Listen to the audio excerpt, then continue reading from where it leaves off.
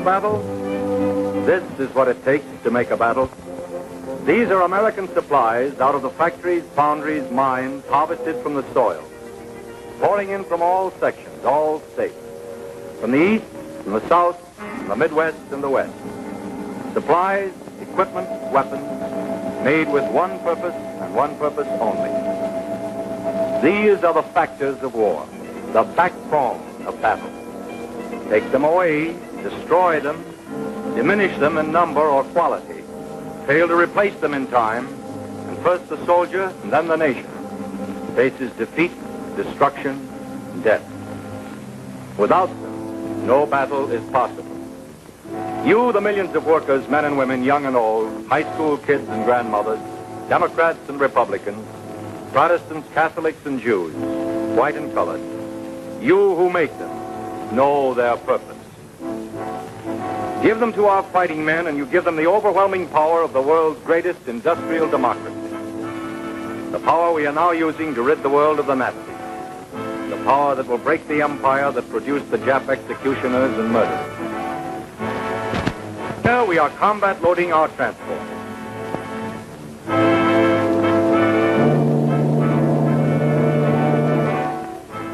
American sea power, probably the greatest naval force ever assembled, heads for our first land penetration of Japanese territory, the Marshall Islands, center gate in Jap Fortress Pacific.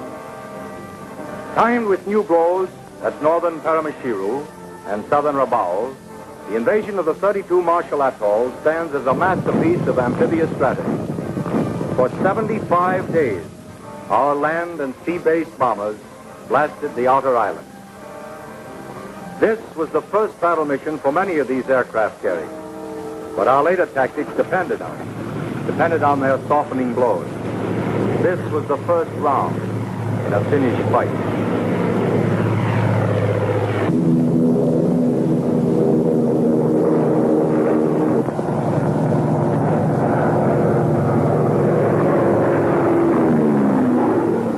Remember the look of those Jap hangars? You'll see them again later.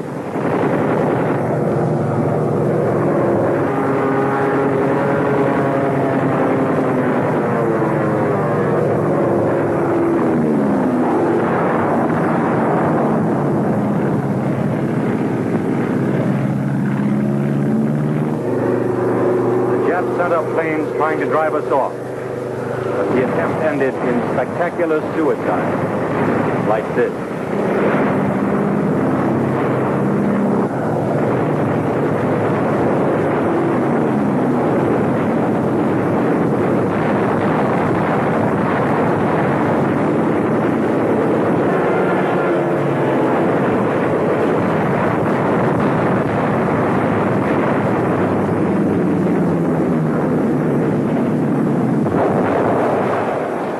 This bombardment led the Japs to expect our attack on the fringe of the Marshalls.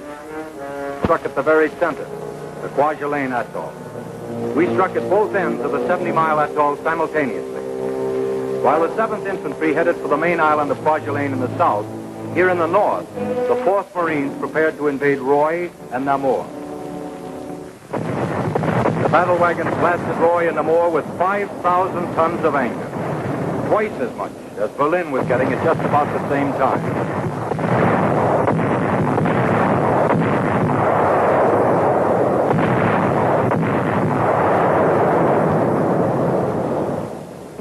The men climbed down to the assault craft and wait for the signal for H hour. There it is.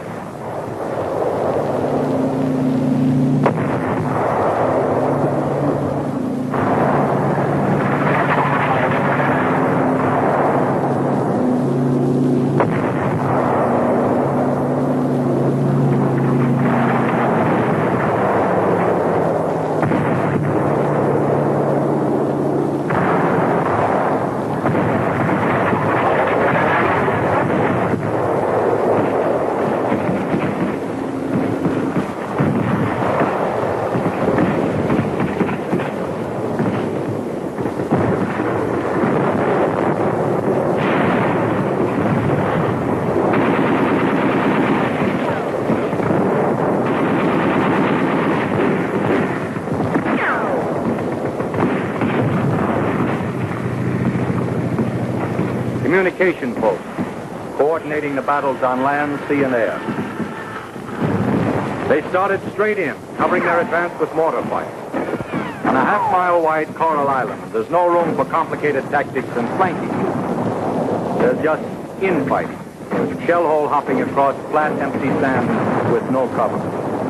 Each man fights his own war against the Japs, hidden out there somewhere in the rubble.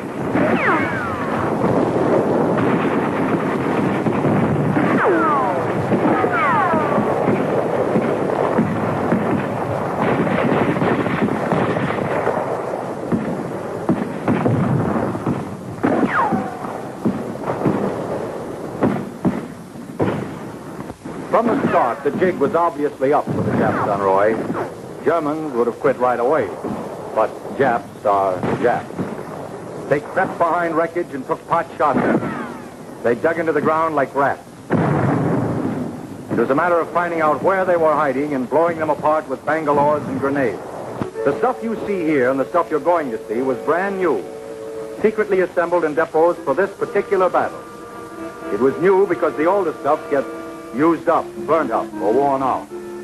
Because the faster we move, the more stuff we need. Each success leads to another and larger battle which cannot be won, cannot even be launched, until the mountains of equipment earmarked for it are actually at dockside. While the Marines were organizing their supply dumps here at Roy and Namur, the 7th Infantry were riding in for the kill 50 miles south at Kwajalein. Kwajalein was a bigger island than Roy and Namur, more powerfully defended. It was harder for our planes and naval guns to level it completely, easier for the Japs to hang on. Before the direct assault, our tactics were to flank Kwajalein. We landed artillery on the two small islands on either side and blasted at close range. We brought artillery shells ashore.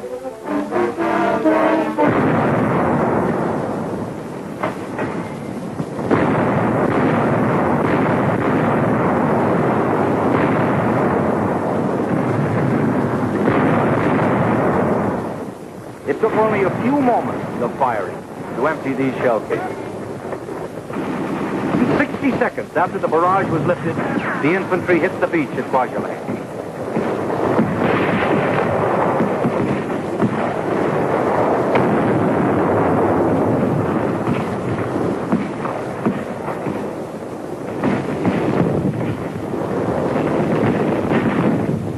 One more Jap pillbox.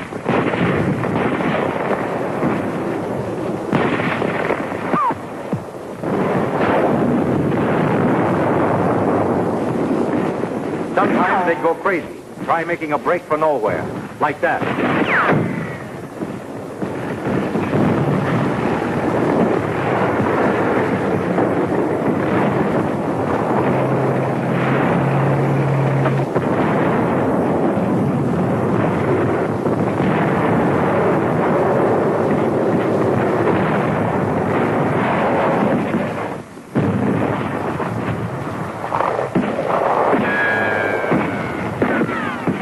It was the same kind of dirty business, smoking and burning and blasting them out dead or alive. Only it was tougher. Out of 10,000 Japs, only 264 surrendered. When they did, they came out dazed and shaking.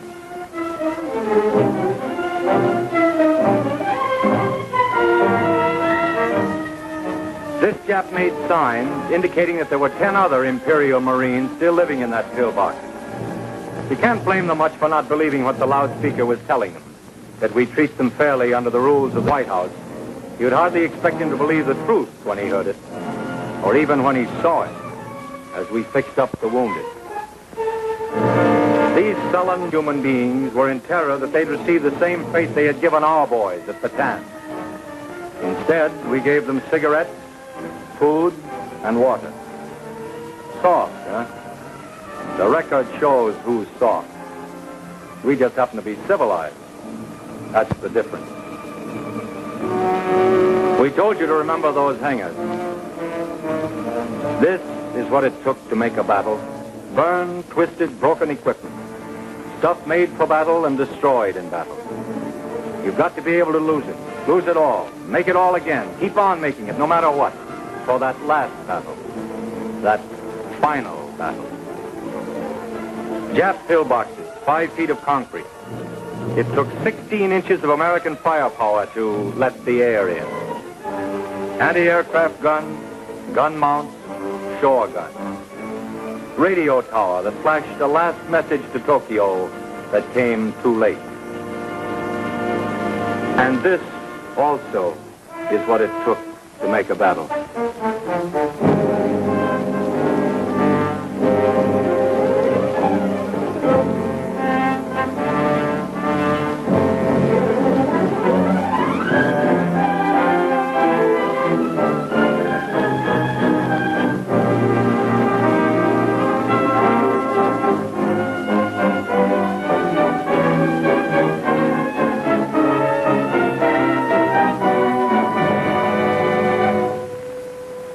And this.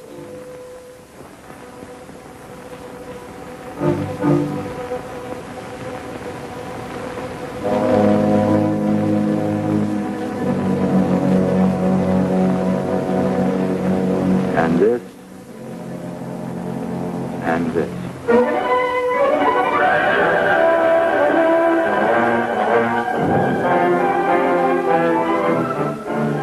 But none of these men will be forgotten. This American will not go to his grave on Kwajalein unidentified. He'll be remembered, too.